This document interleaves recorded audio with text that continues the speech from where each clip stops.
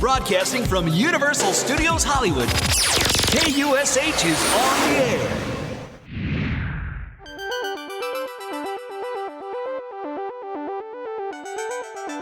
And now we move into Courthouse Square, better known as Hill Valley, for the Back to the Future films, starring Michael J. Fox, Christopher Lloyd, and Leah Thompson.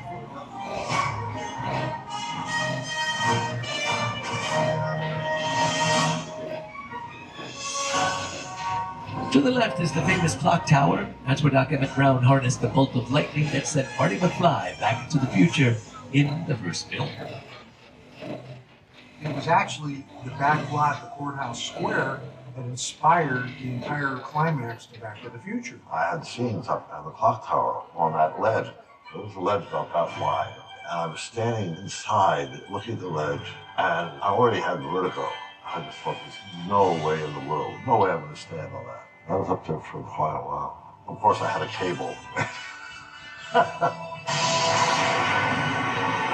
Well, so we use these sets over and over and over again, and we change their appearance constantly.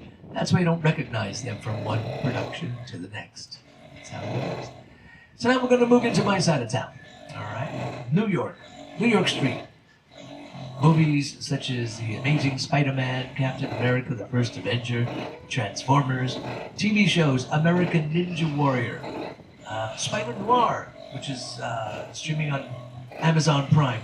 They took Courthouse Square, Brownstone Street, and New York Street and turned it into, wow, this wonderful place in New York in the late 1940s. Beautifully done, beautifully done.